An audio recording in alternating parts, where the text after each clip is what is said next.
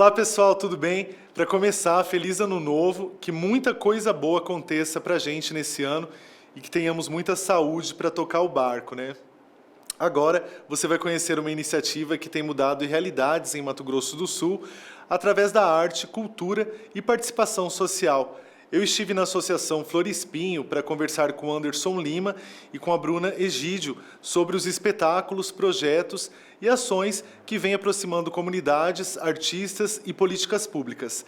E também a respeito do trabalho do Comitê de Cultura do Estado, que tem ampliado o acesso à informação, formação e direitos culturais em diversos municípios.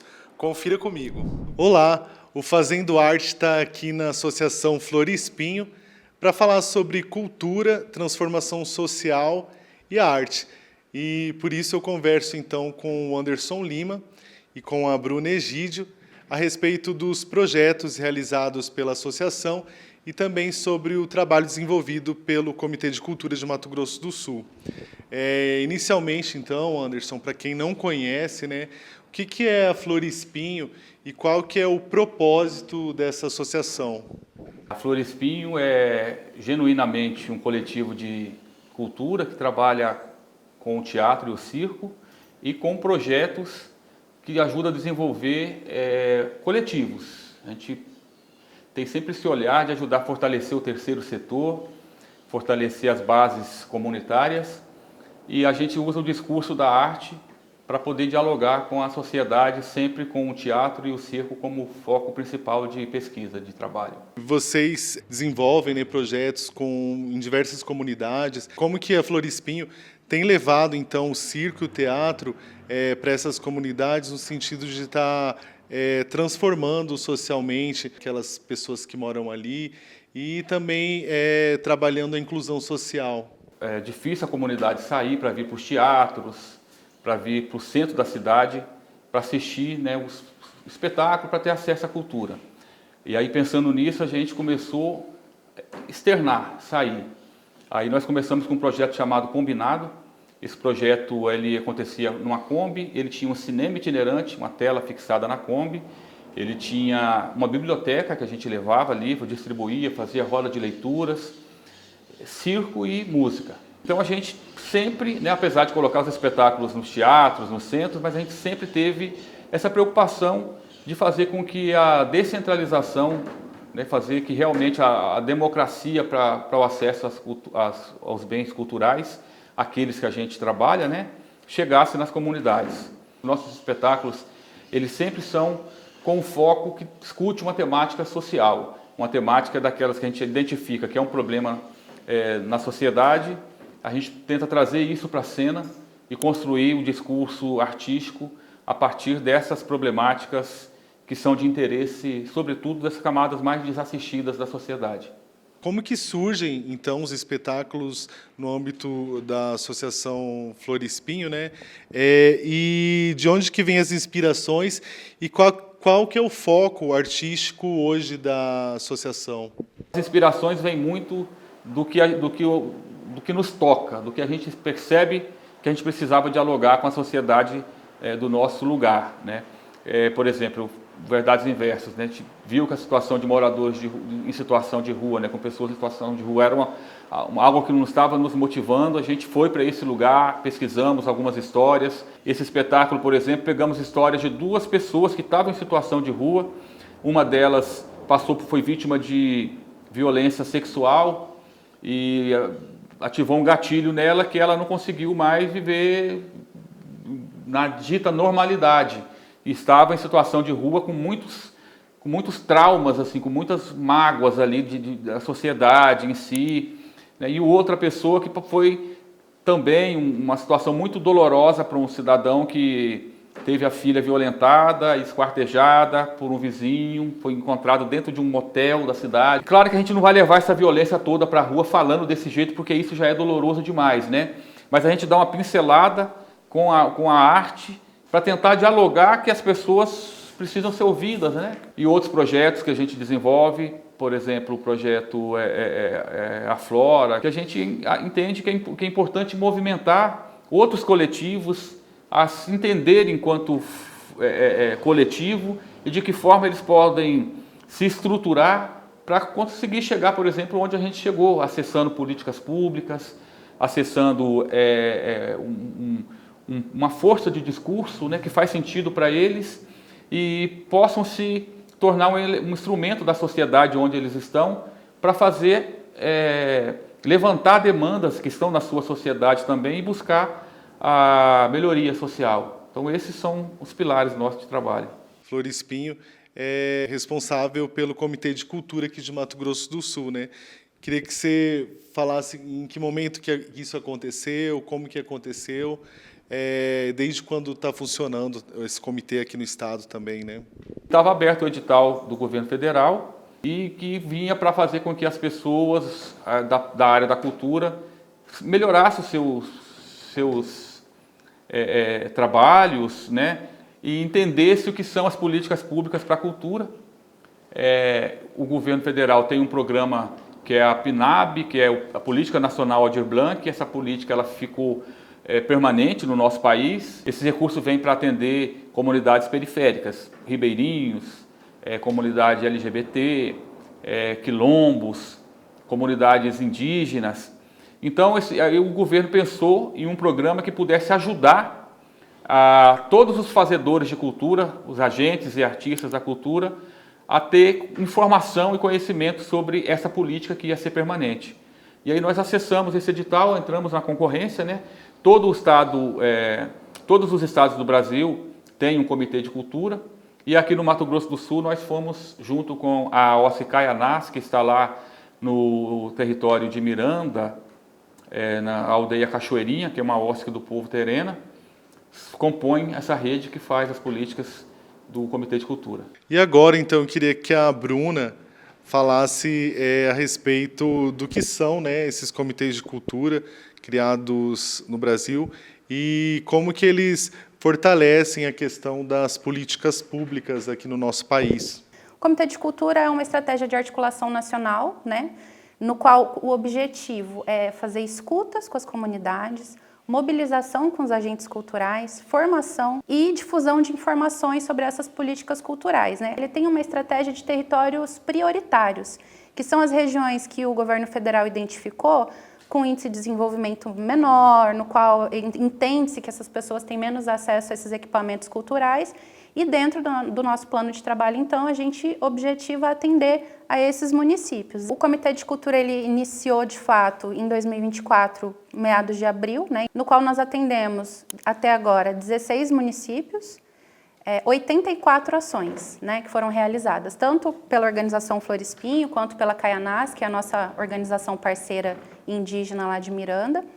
E o público estimado de atendimento, né, que a gente já tem um cálculo aproximado, a Florispinho atendeu em torno de 2.000 pessoas e a Caianás atendeu em torno de 1.000 pessoas até o momento, né?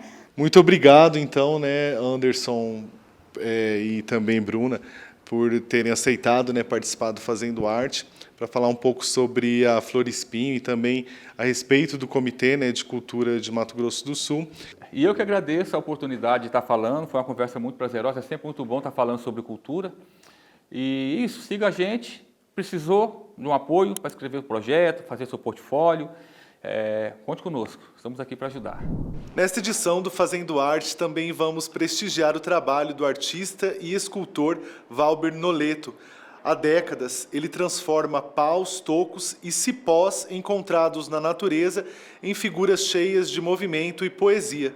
Com um olhar atento e respeitoso, Valber revela seres que parecem já viver na Madeira, seres do Cerrado, do Pantanal e da Mata Atlântica. Ele recebeu a gente no seu ateliê para falar sobre sua trajetória e a respeito de como a arte pode nos reconectar com a natureza. Em sua casa, onde montou o ateliê, Valber guarda madeiras trazidas pelas chuvas e pelo tempo. A partir do encontro com cada peça, ele revela formas que estavam ali, escondidas. Seu trabalho nasce da escuta atenta da natureza. Eu fui criado dentro de uma oficina. Meu pai era um artista em couro. E em determinado momento ele fazia umas estruturas de madeira e eu, pequenininho, ficava de cócoras vendo meu pai trabalhar na madeira. Depois ele me colocou como aprendiz de marceneiro e nesse processo eu tinha uma ligação estreita e cotidiana com a natureza. Eu vivia dentro dos matos, catando piqui, cajuí, enfim, e me admirando com aquele movimento da natureza.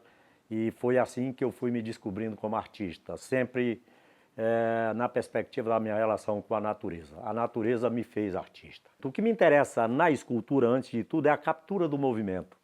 Porque o movimento é um dos componentes do tempo, como a energia e o espaço. E a natureza é constituída desse movimento. E o movimento da natureza balança com o vento e balança com o olhar da gente. E eu me apaixonei pela escultura, me apaixonando pela natureza. O meu material vem do processo de descarte natural. A natureza morre como a gente morre. E vem também de áreas que o ser humano mata, desmatando a natureza. Então, vem de enxurradas. Se você for em qualquer córrego, em qualquer lugar, você vai encontrar vários e vários cipós, troncos, etc., etc., que a natureza descartou e que a enxurrada levou. Ali tem vida, ali tem arte, ali tem beleza. Eu enxergo a beleza nisso que as pessoas imaginam que seja lixo, né? Que seja entulho. Aqui eu tenho Chico Magro, que ninguém utiliza para fazer escultura. Tenho aroeira, IP branco, IP roxo, enfim, são materiais, todos são nobres, porque todos me proporcionam a oportunidade de me expressar como artista.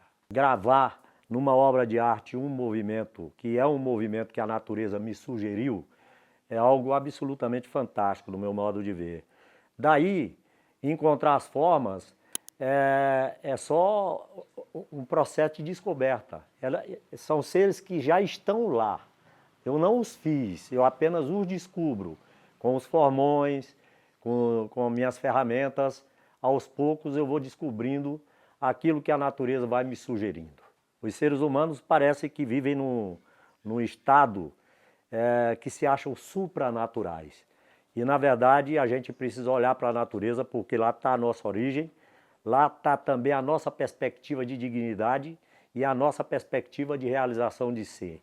Então, eu tenho a expectativa de que as pessoas possam se compreender como seres também da natureza e se descubram eles próprios como seres da natureza e não como seres supranaturais. A arte de Val Bernoletto mostra que a natureza guarda movimentos e histórias em cada detalhe.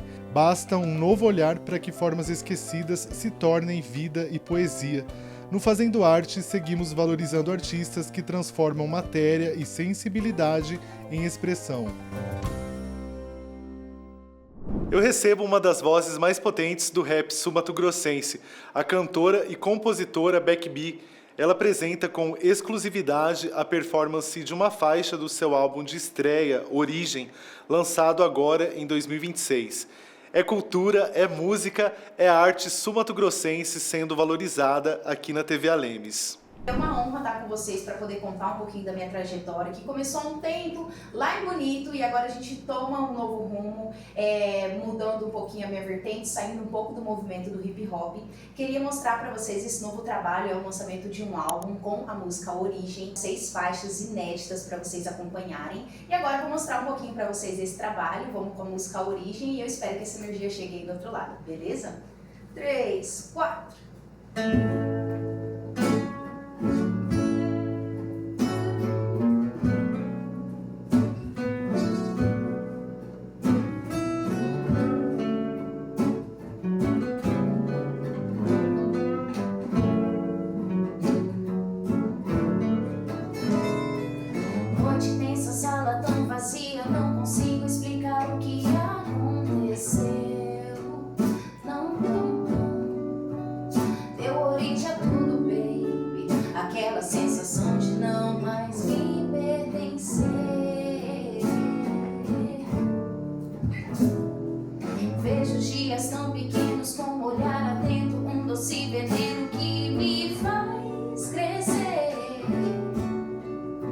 Diferente de tudo, baby. E se nosso momento não dá mais pra ir.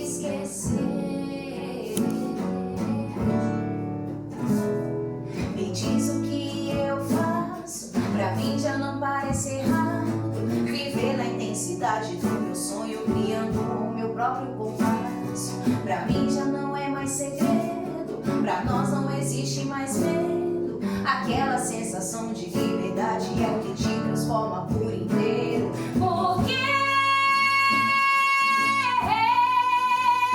você vai lembrar de mim, e quando tudo acabar, você vai saber sempre pra onde voltar.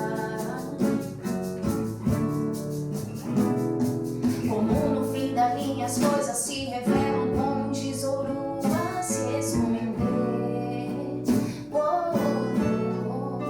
Foi pensando em você, baby, que eu transformei mesmo ainda sem saber. No toque, no olhar singelo, um pouco de afeto, um golpe certo pra não defender. Viver disso é difícil, baby, mas nosso maior medo pode nos surpreender. Então me diz o que eu faço, pra mim já não parece errado. Viver na intensidade do meu sonho, criando o meu próprio compasso. Pra mim já não é mais segredo, pra nós não existe mais medo. Aquela sensação de liberdade é o que te transforma por inteiro. Porque você vai lembrar de mim, e quando tudo acabar, você vai saber sempre pra onde voltar. Porque você vai lembrar de mim, e quando tudo acabar, você vai saber sempre pra onde voltar.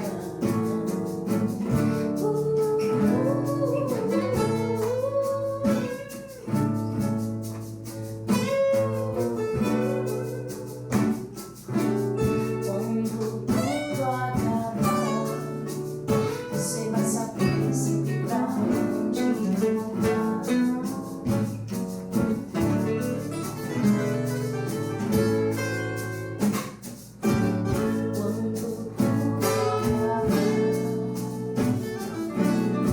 tudo acabar, você vai saber sempre pra onde voltar.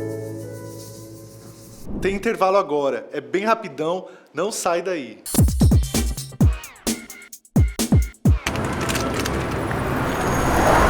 E se ninguém debatesse? E se ninguém fiscalizasse? E se ninguém decidisse? A democracia não acontece sozinha. Ela exige trabalho, diálogo, responsabilidade. É aqui, na Assembleia Legislativa, que a transformação acontece. Deputados e deputadas ouvem a população, debatem ideias, fiscalizam recursos, constroem soluções. E quando um projeto é aprovado, não é apenas uma nova lei. É recurso que chega, é atendimento funcionando, é obra em andamento, é melhoria constante, é oportunidade que surge, é direito garantido. Se Mato Grosso do Sul é hoje um dos estados que mais cresce no país, é porque tem representantes comprometidos com o futuro e com você. Assembleia Legislativa de Mato Grosso do Sul, Estado do Pantanal. Uma conversa necessária sobre participação feminina, política, cidadania e acolhimento. A psicóloga clínica e pesquisadora Ladiele de Souza, presidente da Associação Elas Podem, fala sobre a história do coletivo, seus projetos de impacto social, parcerias e a luta pela criação da Procuradoria da Mulher na Lemes. Um encontro para entender como mulheres organizadas transformam a sociedade e por que fortalecer esses espaços importa para todos nós. Ladiele, obrigado por estar aqui, com a gente. E para começar, quem que é você na psicologia e na pesquisa e como que essa trajetória te levou, né, ao trabalho social que você desenvolve atualmente? Eu lembro desde criança a importância de ter a curiosidade, de querer entender por que as coisas são como são, de ver uma situação de injustiça e não aceitar uma situação de injustiça. Eu vejo que a importância de estar no movimento social hoje, a importância de me colocar nesses espaços é justamente para transformar a realidade. Como que surgiu, então, né, a associação Elas Podem e o que que motivou vocês, lá em 2020, a estar criando esse espaço de diálogo e ação política para as mulheres? Nós nos reunimos em 2020 a partir de um sonho. Nós gostaríamos que mais mulheres fizessem parte da política. E nós, as mulheres, somos metade da população de Mato Grosso do Sul. Se somos a metade da população, por que não estamos representadas em 50% nos espaços de poder e decisão? Pensando sobre isso, nos reunimos e criamos o Elas Podem, porque nós podemos ocupar a política, ocupar os espaços de decisão, ocupar aquilo que a gente acredita estarmos preparadas para esses espaços, para esses lugares, e tenho certeza que em breve o futuro será dessa forma. E entre tantos projetos, né, como o Elas Debatem, oficinas de educação menstrual, campanhas, zines, ações de prevenção à violência, né? Qual que você considera o mais transformador até agora? Eu gosto muito do Elas Debatem, um podcast nosso em que a gente convida especialistas de diferentes áreas para falar sobre o papel delas na profissão. Dignidade menstrual foi um projeto muito importante para o Elas Podem. Então, quando a gente começou a falar sobre dignidade menstrual, ainda não era uma política de governo, ainda não se distribuía absorventes na farmácia, que hoje é uma realidade.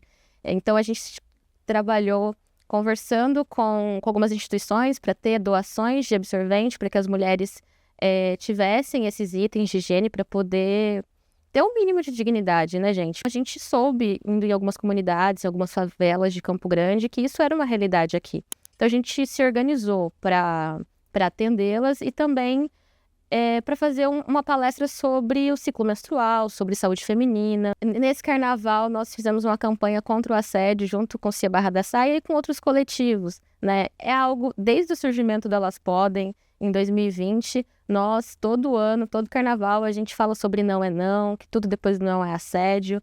E a gente fortaleceu também essa proposta junto com o Cia Barra da Saia, que é um bloquinho pensado para as mães, para as mulheres, com muita cultura, com marchinha, com instrumentais, fanfarra, e foi tudo muito bonito, né? Tanto por ser um ambiente seguro, em local público, e que as pessoas podiam estar ali se divertindo, brincando, mas também porque todo mundo estava cuidando, as crianças, todo mundo estava cuidando umas às outras, então era um espaço muito acolhedor. E vocês têm parcerias muito importantes, né? Como com a UFMS e também com a Câmara Municipal por meio da Procuradoria da Mulher. E queria saber como que essas articulações, elas ampliam o alcance das ações. Na UFMS, nós já fomos algumas vezes ministrar palestras de capacitação, palestra com as alunas, tanto com os discentes, com os docentes, e o importante é esse diálogo. Agora, a parceria com a Procuradoria é algo urgente. Existe já uma Procuradoria Especial no Senado, na Câmara Federal, nós temos aqui em Campo Grande na Câmara Municipal, a gente tem 79 municípios, não deve ter nem metade disso com procuradorias instauradas, que é uma ferramenta super importante de proteção às mulheres. Então, vejam, se com a Casa da Mulher Brasileira, com Patrulha Maria da Penha, com todos esses mecanismos, a gente tem altos índices de violência, em 2025, em novembro, nós tivemos o mês mais letal para as mulheres no estado. Foram 6 feminicídios só naquele mês de novembro. Aqui na Assembleia mesmo, seria muito importante que a gente tivesse uma Procuradoria Especial da Mulher. É algo que a gente vem conversando com os deputados, vem conversando com a Casa. Existe um gesto, né, de interesse, mas é importante que isso tenha uma celeridade. Porque quando acontece alguma situação, alguma falha na rede, essa Procuradoria pode investigar isso, né? Então, é importante. Que mudanças práticas que esse órgão, né, que a gente falou da Procuradoria da Mulher, traz para o enfrentamento às violências, né, e para o fortalecimento dos direitos das mulheres do Estado? Campanhas, fiscalização, conseguir instaurar outras procuradorias em outros municípios aqui do Estado. Por exemplo, um caso que foi um caso recente, né, que teve uma repercussão nacional, foi o da Vanessa Ricarte. A Vanessa teve um erro ali durante o atendimento dela. Então, a partir do momento que a gente tem uma procuradoria, a gente pode acionar as outras instituições e entender o que aconteceu, o que precisa melhorar, o que a gente pode fazer em relação a isso. É importante que a instituição, aos poucos, vá elaborando novos protocolos, vai entendendo as especificidades de cada região, de cada território, e a partir disso a gente consiga ter uma segurança para as mulheres. O que está impedindo ainda, né, que mais mulheres ocupem os espaços de decisão? Nós já fizemos algumas capacitações, tanto na universidade quanto em partidos políticos, e a partir disso a gente conversa com os dirigentes, empodera essas mulheres, conversa com as candidatas para saber quais são as dificuldades delas. E o que impede é estrutural. Então a gente tem uma sociedade ainda muito patriarcal, muito machista, né, que por vezes tem situações de preconceito. Então é importante que a gente atinja não só as mulheres, mas os homens também nesse diálogo, né? Então é importante que a gente vá conscientizando e vá conversando com todas essas pessoas para que isso mude, para que isso se transforme. E quais que são os próximos passos da associação Elas Podem e como quem que está assistindo a gente, né, pode estar se engajando nessa causa, em estar de repente conhecendo mais a respeito do coletivo, tá apoiando algumas ações? Bom, nos sigam no nosso Instagram, que é o coletivo Elas Podem. Por ali vocês vão ver todas as atividades, os chamamentos para participar de outras atividades e rodas de conversa. E o próximo passo é ficar de olho nos editais, é ter bons projetos sendo executados. A gente começou na varanda de casa, conversando, escrevendo o estatuto. Hoje a gente tem uma sede, hoje a gente tem um CNPJ, hoje a gente tem uma rede de mulheres, hoje a gente tem influência dentro dos espaços de poder em todas as esferas, tanto municipal, estadual, quanto municipal, estadual e também federal.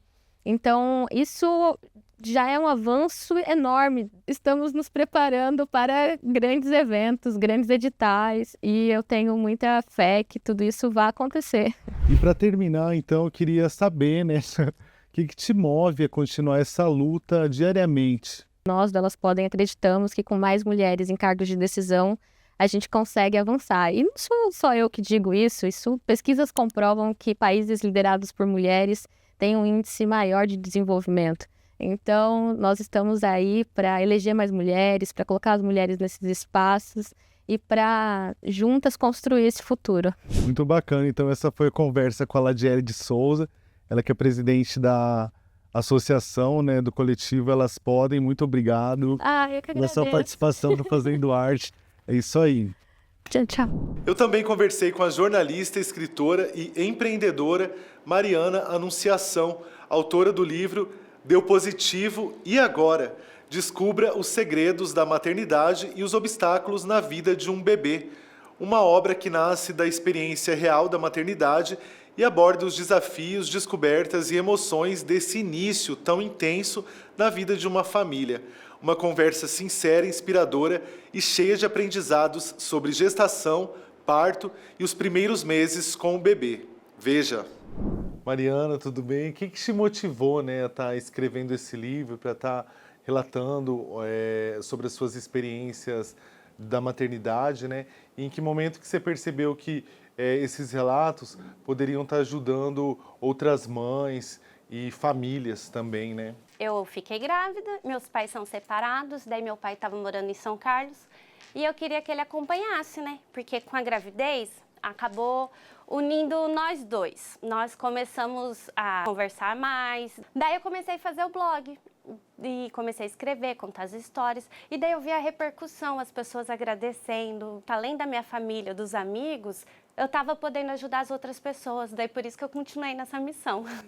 E no seu livro você fala muito, né, sobre os cuidados com o recém-nascido, questão até de troca de fraldas, né, amamentação. Queria saber qual foi o maior desafio, né, nesse período que você estava em gestação e que você, de certa maneira, também colocou isso no livro. Eu tive diabetes gestacional, e, querendo ou não, é uma gravidez de risco. Daí eu compartilhei a questão de eu ficar picando o dedo de 2 em 2 horas, a questão de ter erro médico, meu filho sofreu um erro médico e daí ele poderia ter morrido. E tudo isso para ajudar as pessoas, porque a ter os seus direitos garantidos e também para poder saber como lidar na vida. Eu não deixar meu filho dormir comigo, eu evitava. E daí tudo isso eu relato no livro. A questão da saúde, como que eu vou tratar as fases da infância, maternidade, alimentação. Não é uma regra, isso é certo, isso é errado.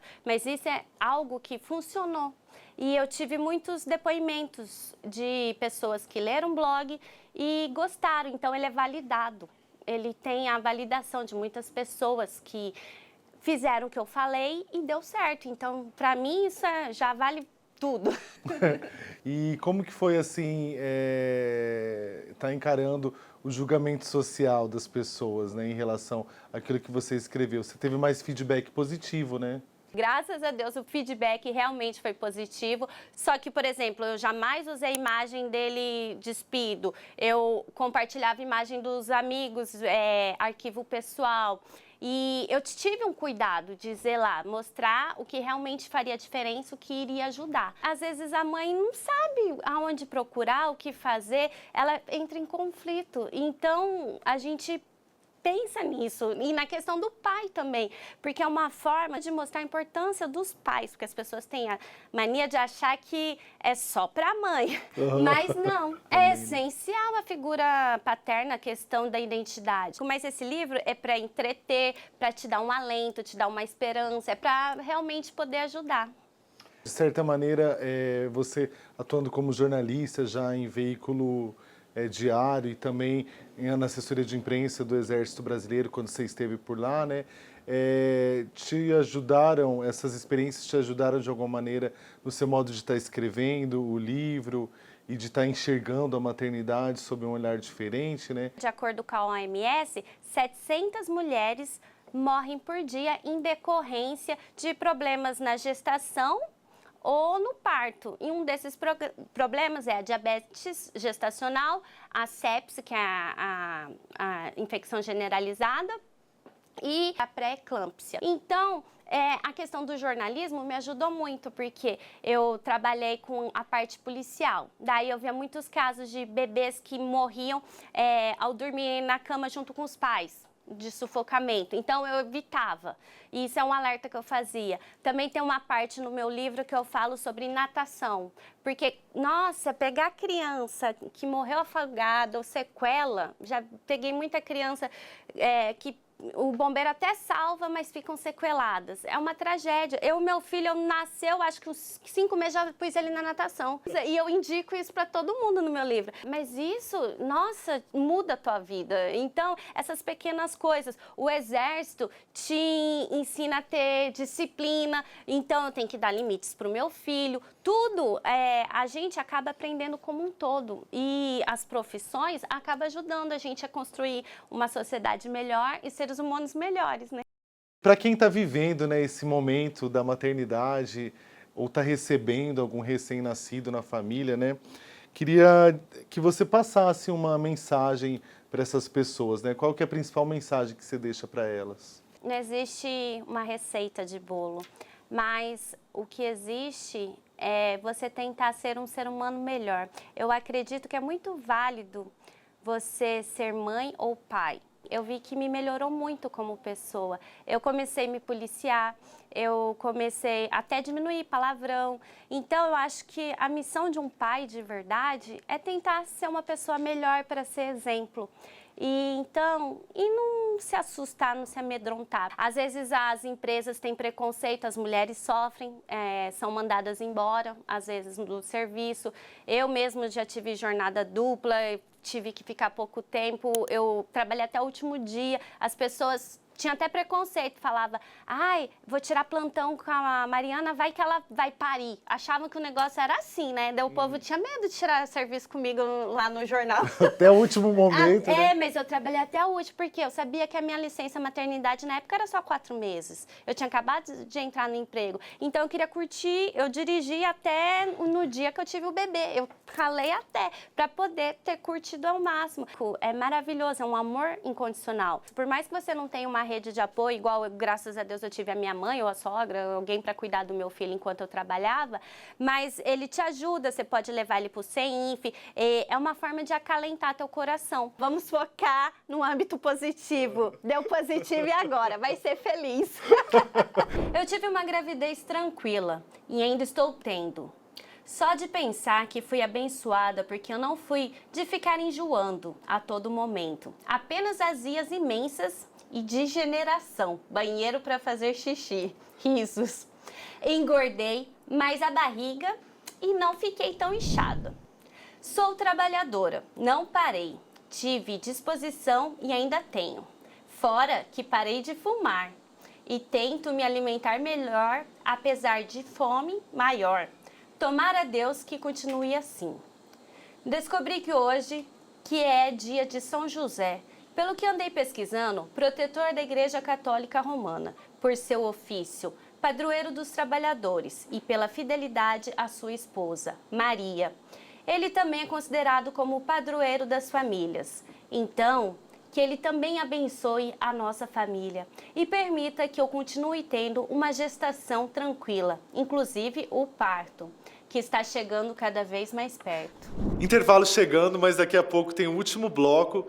Fica aí.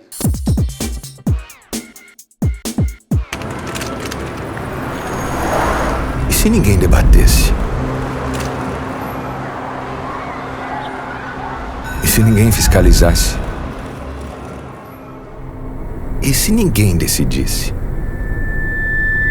A democracia não acontece sozinha. Ela exige trabalho, diálogo, responsabilidade. É aqui, na Assembleia Legislativa, que a transformação acontece. Deputados e deputadas ouvem a população, debatem ideias, fiscalizam recursos, constroem soluções. E quando um projeto é aprovado, não é apenas uma nova lei.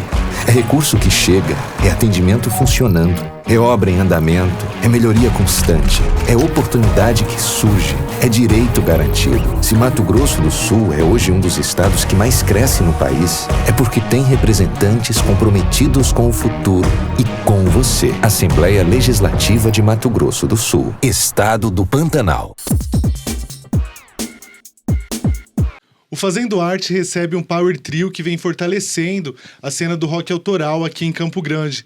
À frente do grupo está a cantora, compositora e guitarrista Leca Harper, artista que há anos constrói uma trajetória marcada por letras intensas e uma sonoridade que mistura rock, sensibilidade e a vivência do nosso lugar. Ao lado dela estão Guilherme Napa na bateria e voz e Gabriel Silva no baixo e voz. Juntos eles formam o trio Leca Harper e a Cozinha Cabeluda, um projeto que traz energia de palco, autenticidade e canções autorais que dialogam com o cotidiano e os sentimentos humanos.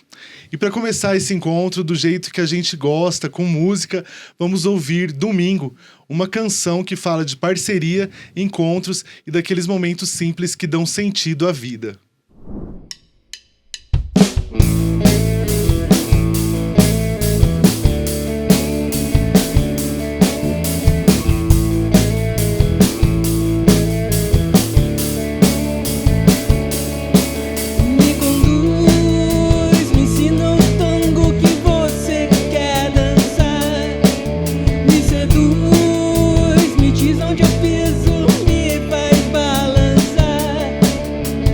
Fala do meu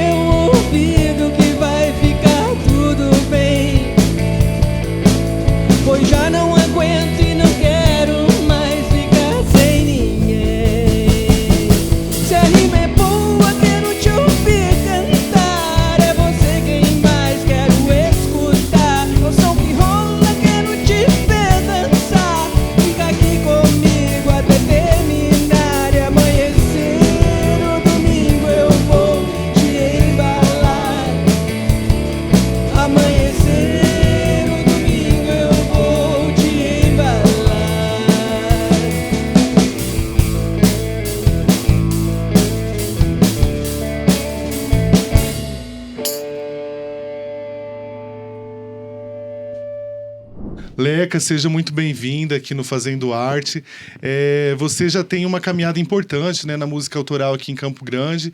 Em que momento que surgiu a necessidade de transformar essas vivências em canções?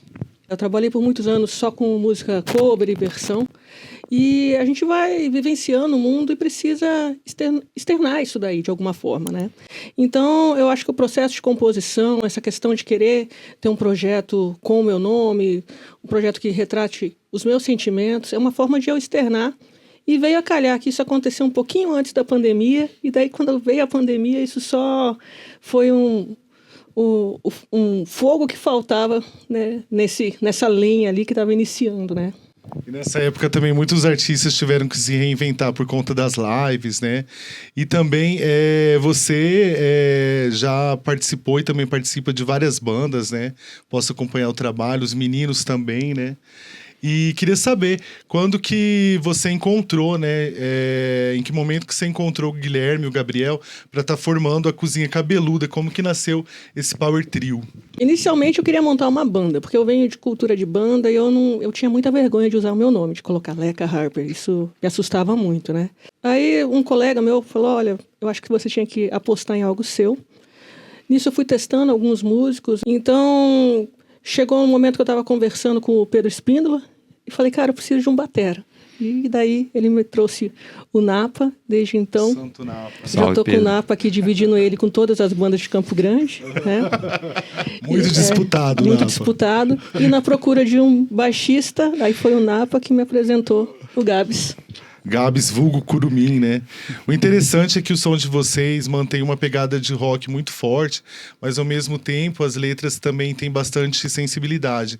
Como que vocês equilibram essa força instrumental com a narrativa das músicas? Inicialmente a Leca, ela passa a ideia pra gente, a estrutura das letras, das melodias, e nisso a gente tem uma certa liberdade pra cozinha realmente temperar aquele produto inicial que a Leca passa pra gente, né? A intenção da música fica com a Leca, mas a gente tem uma liberdade extrema, assim, pra poder trabalhar em cima disso, poder fazer nossos solos, pontes, e isso é um trabalho no final de todo mundo, assim. Mas, a princípio, o sentimento ali é da Leca. Muitas bandas trabalham com... Geralmente tem 2 que são os fundadores da banda, assim.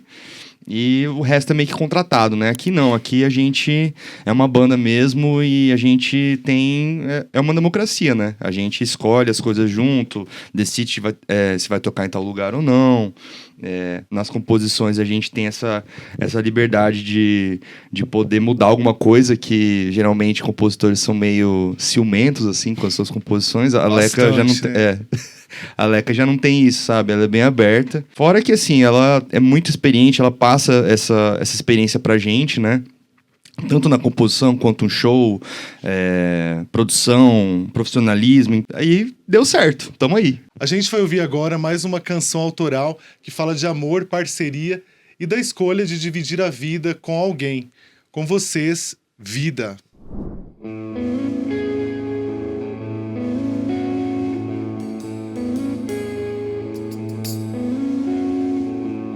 Quando eu te vi passar, lembrei o quanto era estranho se apaixonar. O teu sorriso apareceu, esqueci todos os problemas que eram meus.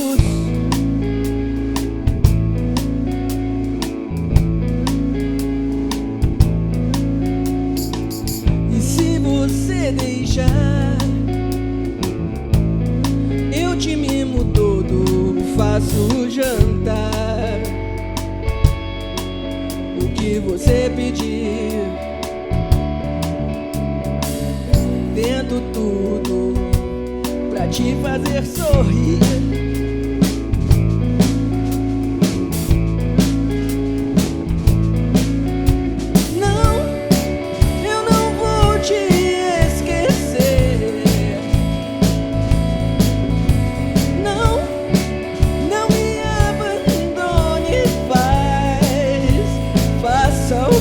Se quiser, comigo ao teu lado assim, agora dois. Você é a paz que habita em mim.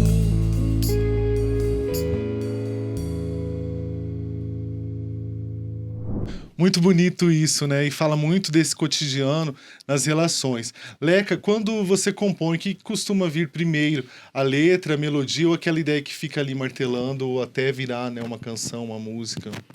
Bom, o processo ele não tem uma receita de bolo, né? Tem música que vem um riffzinho e desse riff depois a gente faz uma construção da letra. Eu tenho alguns parceiros com quem eu escrevo, né? E então eu recebo às vezes as letras já prontas e em cima disso eu acabo criando a melodia. Tem aqueles momentos que você está dormindo e acorda, nossa, tem uma música aqui do sonho, daí você acorda, vai lá dar uma gravadinha. Né? Meu celular é cheio de guitarra humana, né? Meu celular, porque eu vou dirigindo e penso em alguma coisa, eu paro, abro o gravador de voz e ponho lá uns parará, uns piriri, e depois vira uma canção. Até a experimentação que a gente faz, assim, na hora de composição, eu trago um cardápio para os meninos e em cima disso a gente vai vendo quais são as que têm maior afinidade para desenvolver naquele momento. Tem dia que você não está afim de fazer uma música tal ou outra e disso a gente vai tentando construir. Então a gente vai ouvir Tema, uma canção que fala de desencontros e daqueles caminhos que poderiam ter sido, mas ficaram apenas como possibilidade.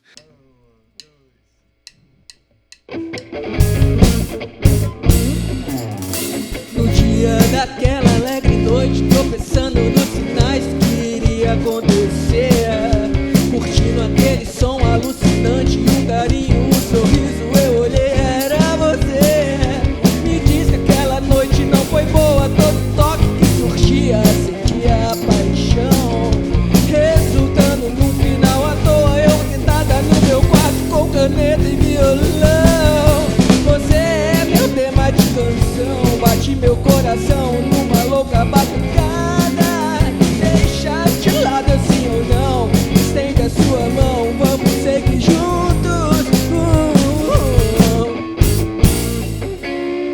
Todas as gargalhadas juntos, todos os nossos assuntos foram jogados ao chão. O fogo acendido em minutos, quem queria que o junto só traria confusão. Como uma relação, alegria na mais pura sintonia, amor tentando se incomodar, forçando a nossa ruptura, um hiato, um buraco, cada um pro seu lugar. Você é meu tema de canção, bate meu coração numa louca batucada. Deixa de lado assim ou não, estende a sua mão, vamos seguir juntos.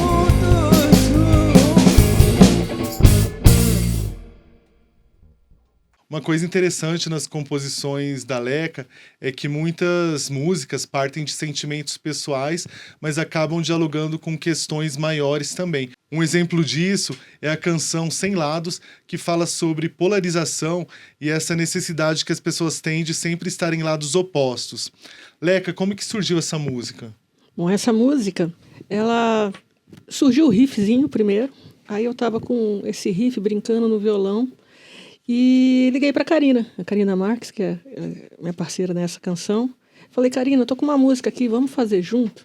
Ela, tá bom, vou aí. Ela foi lá em casa e a gente começou a mexer nessa canção e ficou nesse estamos do mesmo lado, e juntou com o momento que a gente estava vivendo ali, que era esse momento da pandemia em si. Eu acho que a gente já vinha meio que se preparando numa polarização antes da pandemia eclodir, né?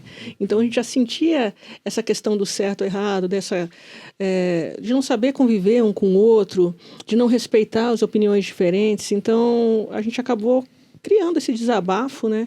E eu acho que quando você fala de uma verdade, no final nós somos humanos, né? E os humanos, eles partilham as verdades. Então, quando a gente fala de Sem Lados, ou quando a gente fala de amor, quando fala de uma desilusão, quando fala de uma revolta, qualquer coisa desse tipo, são sentimentos humanos. Então, assim, as pessoas acabam se encontrando nisso também, né? Eu tenho um amigo músico também, que trabalha com a gente, o Big, né? O Adilson Big, ele sempre fala, Leca, as suas músicas, elas são muito boas de se ouvir, a gente só precisa que as pessoas te ouçam, né? Então, mais uma vez, feliz de estar aqui podendo mostrar essas músicas para a galera. E para quem quiser conhecer melhor o trabalho do trio, as músicas estão nas plataformas digitais como Spotify e também no YouTube, onde dá para acompanhar os vídeos e as apresentações da banda. E para encerrar o Fazendo Arte de hoje, a gente fica com 100 Lados, mais uma canção autoral de Leca Harper e a Cozinha Cabeluda. Muito obrigado pela presença de vocês, né? A gente e agradece. de vocês que estão aí do outro lado. E até o próximo programa.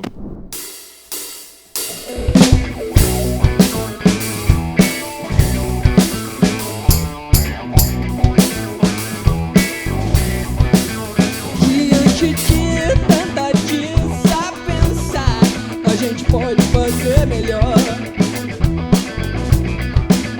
Com tanta briga, não há quem vença, a gente pode fazer melhor.